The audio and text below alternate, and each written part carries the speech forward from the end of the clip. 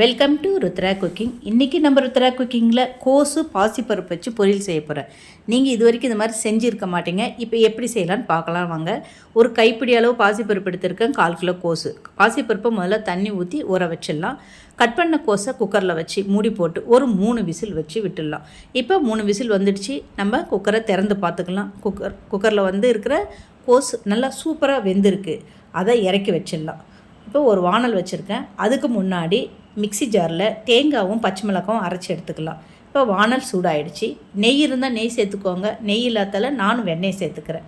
வெண்ணெய் கொஞ்சம் உருகணுமே அதில் கொஞ்சம் உளுத்தம்பருப்பு போட்டு கொஞ்சம் வறுபடணும். பொன்னிறமாக அதை நல்லா வறுத்துக்கிட்ட பிறகு அதில் நம்ம வேக வச்சுருக்கிற கோஸ் இருக்கு இல்லையா, அதை நம்ம அது கூட சேர்த்துக்கலாம். இப்போ அந்த கோஸில் நம்ம ஊற வச்சுருக்கிற பாசிப்பருப்பு அதையும் இது கூட சேர்த்துக்கலாம். இதை கொஞ்சம் கலந்து விட்டுட்டு இதுக்கு தேவையான அளவு உப்பையும் போட்டுக்கலாம். இப்போ உப்பு, பாசிப்பருப்பு, கோஸு கலவை நல்லா கலந்துக்கிட்டு இருக்கும். அந்த தண்ணி இருக்கு இல்லையா, அந்த தண்ணியில் அந்த பாசிப்பருப்பு நல்லாவே வெந்துடும். இதுக்கப்புறமா அதில் நம்ம அரைச்சி வச்சுருக்குறோம். என்ன அரைச்சி வச்சுருக்கோம்?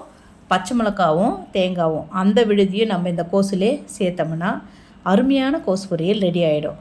இந்த கலவை நல்லா தண்ணி சுண்டன பிறகு அதில் கொஞ்சம் கருவேப்பிலை லேசாக தூவி விட்டோம்னா ரொம்ப ரொம்ப சுவையான கோஸ் பொரியல் ரெடி ஆகிடுச்சு. இது சாதத்துக்கு கூட தொட்டுக்குன்னு சாப்பிட அவ்வளோ அருமையாக இருக்கும். ரசத்தாவும் கூட சேர்த்து சாப்பிட்லாம். நீங்களும் இதை வீட்டில் ட்ரை பண்ணி பாருங்கள். மறக்காமல் நம்ம சேனலை சப்ஸ்கிரைப் பண்ணிக்கோங்க. நன்றி, வணக்கம்.